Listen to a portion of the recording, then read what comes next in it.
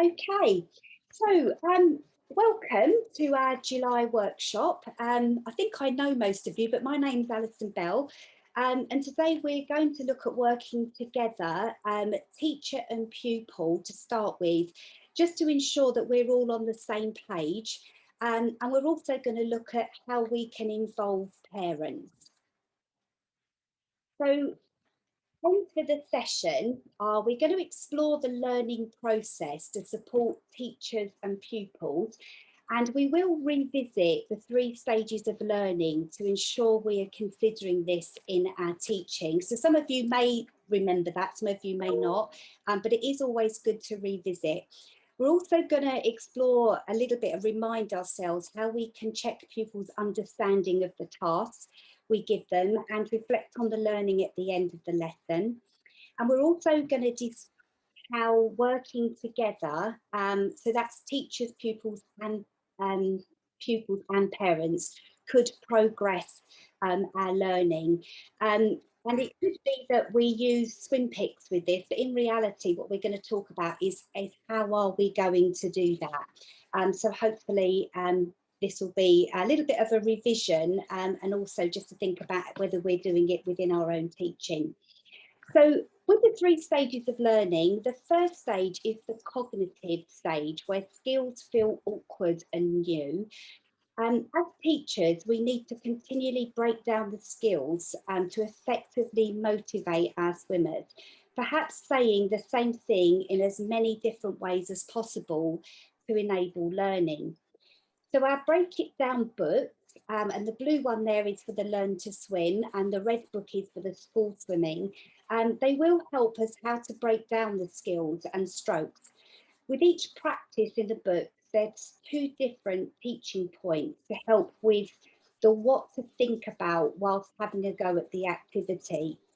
Breaking down skills and having interesting teaching points will enhance this stage of learning. So that's where that's part of our learning is really going to help. So the second stage of learning is associative. This is where some parts of the skills are learned, however, some areas are needing development. So, for example, we can see from the kicking butterfly here, which they learn in stage 4, may be learnt, and we need to develop the skill by adding in the arm action, as you can see here. So it's very much about building the skills. The third stage of learning is autonomous, where the movements achieved are more automatic. So this can lead to performing under a little bit of pressure, such as taking part in a competition. So there are 3 stages that you may or may not remember. But the 3 stages of learning are so useful to revisit from time to time in our teaching. I know when I talk about these, I do actually reflect on that when I do teach myself. So what I've done here is I've related this to the learn to swim and the stages, where we can see how the skills are developed. So in the cognitive stage, which is where we really develop our core aquatic skills, this is in stages 1, 2 and 3. In the associative part of learning, it's really done in stages 4, 5 and 6 of the learn to swim. So it's using those skills, the core aquatic skills, and then building on them to develop them into the strokes. And then our autonomous stage is really at stage 7, where those skills become a little bit more automatic. And, you know, perhaps they can do it under a little bit of pressure, maybe a race or something like that. So I hope you found that useful, and we'll consider this when you're teaching. Sometimes this does take the frustration away when pupils are finding it hard to achieve a stroke or a skill that you've given them. But it is all part of learning, and try and remember this cognitive stage that really we need to go back. If they're not getting it, it's not because they're not trying, it's because we need to find another way of breaking it down or another way of saying the same thing. So moving on from that, we're going to look at exploring the learning process for both teachers and pupils. So taking the 3 stages of learning into consideration, let's look at how we can make learning effective and be all on the same page, which I think something as teachers, and I know I'm guilty of it, we sometimes don't always start in the right place. So the picture here is explaining the outcomes at the start of the lesson. This is a valuable teaching skill to have and can really enhance the learning in the lesson. Quite often what we can do when we start teaching is we just go straight in, jump in, right, we're going to play a game, but the learners have no idea what the lesson's about or what we're going to learn. So it's a really good idea to take a breath and just take that first minute to explain what they're going to do. So as you can see from the picture, we have a SwimPix cards here on a storyboard on a float. The teachers are teaching in the water, but this works really well in this setting. But it works equally well if the storyboard is on the side of the pool. So once teachers and pupils are clear of the outcomes of the lesson, how can we check learning throughout the lesson? So this is one idea. So I'm going to give you 3 different ways. So signal it. I absolutely love this picture, which was taken last week. And this was with an autistic boy, their teacher, Amanda, and SwimPix, allowing communication to be effective. So he's been communicated that he's doing well, and he's communicating back, hopefully that he understands and he's copying the picture. We will watch a short video about this boy in a moment so you can see the difference SwimPix made in regards to checking understanding and communication. The second one is asking questions. This is one of my favourite.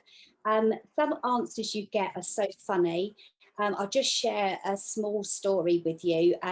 This last month, I've been going into a primary school to year 3 children that haven't been able to access any swimming. So we've been doing some water safety with them. And we've been doing things like, if you fall out of a boat, what would you do? And some of the asking questions, the tall stories that I was told that, you know, that their friend had fallen out of a boat and a shark had eaten their leg, which was quite amusing. But it gave me a kind of an idea of sort of how much of understanding they had and what experience they'd had.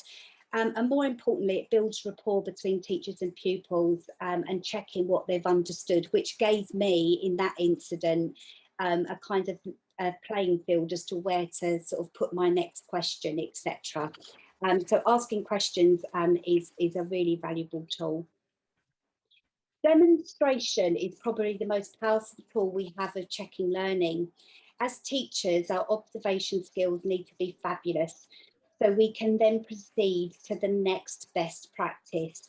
So a question I like to ask myself is, what's actually happening in the water? So if we look at this picture, we've got the teacher showing the card, and the child has gone to do the floating action. But my question would be, what do I need to do next? What will be the next practice? And as you can see, the hips are quite low here. So my next thing will be, well, what can I do? What can I change the equipment? Can I change the support in a different way?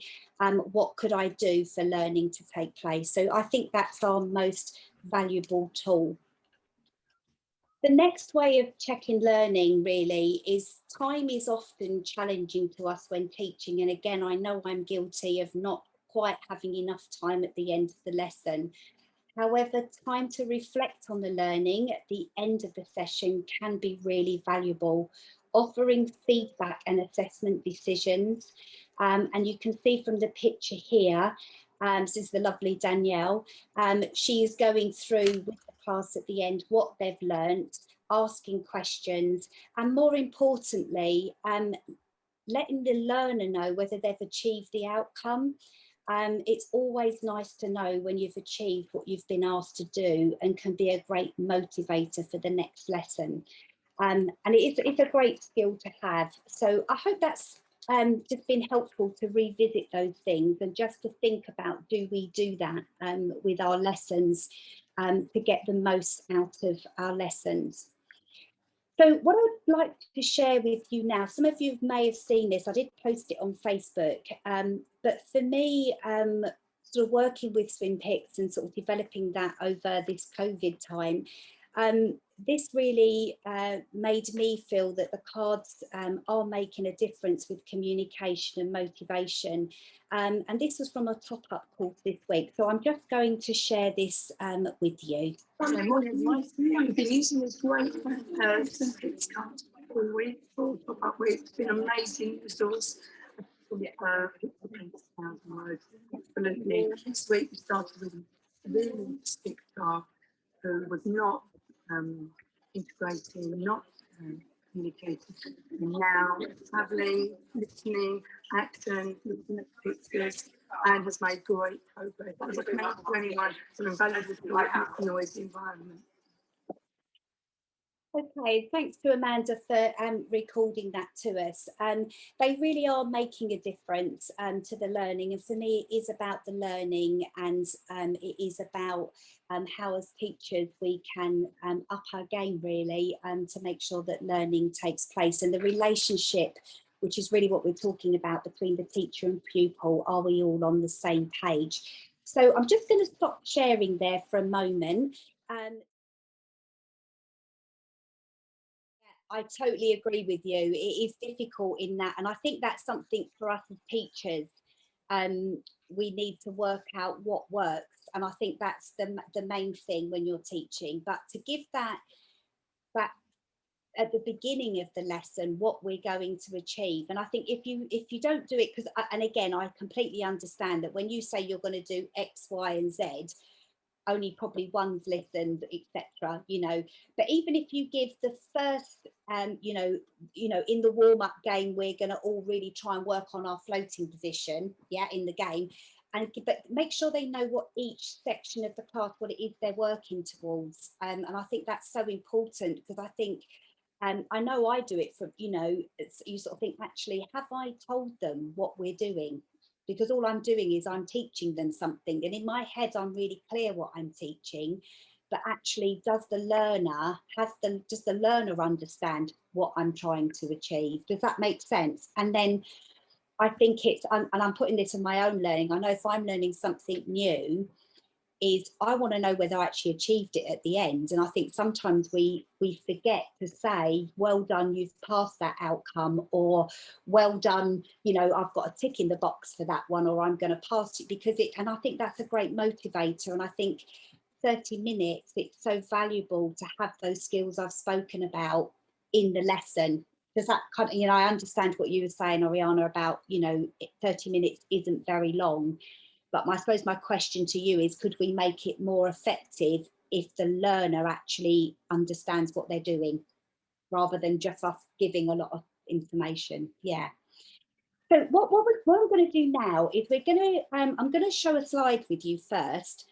So let me just share my screen again with you. So I suppose really what I'm asking is, how can we make sure that parents are on the same page as us as teachers and the expectations, but how can we perhaps use these minis to engage some swimmers?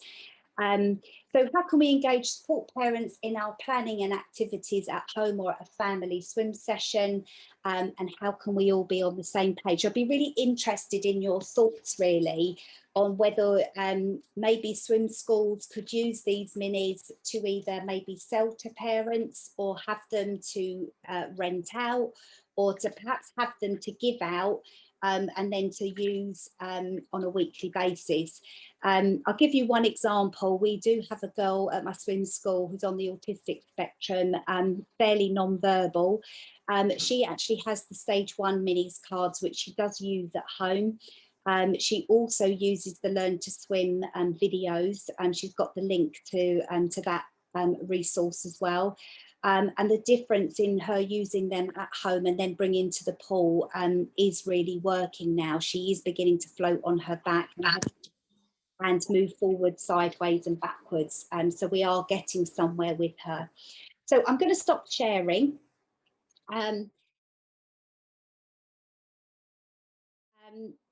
So this is one sort of one way that we could kind of use the minis sort of working together. So here we've got a teacher with the minis, and these are the minis around the neck. showing the young girl there what she's going to do. And then what we can do is have some simple planning that could go home. Just in case you don't know, these planners you can get from our website, from the shop. They are free. You do have to go through the shop, but they don't cost anything. And then you can download the planners. So if you want those, then feel free to grab those. And that we've kind of done them in a SwimPix format. So then they can go home.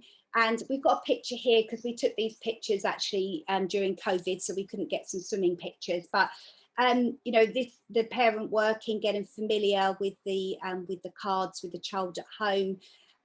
They could also do things like pushing and gliding, streamlining, practicing that on the floor. Maybe even make it into a game, like a copycat game. And here we've got the child sort of looking, this is a breathing one to reduce anxiety. So they could sort of use them on their own. And we could use just the minis on a sort of like a storyboard to show them what they're going to do the next lesson sort of when they come. So, you know, there's sort of different ways that that we can use those. But thank you for your feedback. So just to let you know, we're not doing a session in August, but we will be back in September. And I'm actually quite excited about this workshop. As I said to you earlier, I've been working with a school, a primary school in year 3. And what I'm going to do is I'm going to share how I delivered in the classroom and also in the hall activities. And we actually came up with some quite I think quite inventive way of doing things like the huddle using a blank bed sheet, actually, which worked really well. And the education was great and the kids were really excited. So I'm going to put that together and I'm going to share all those ideas with you from that workshop on the 23rd. So if you want to join me for that, if you're not booked in, we will send out emails again nearer the time, or you can go to the website as you've been doing and book in. So thank you for joining me today. I'm going to stop sharing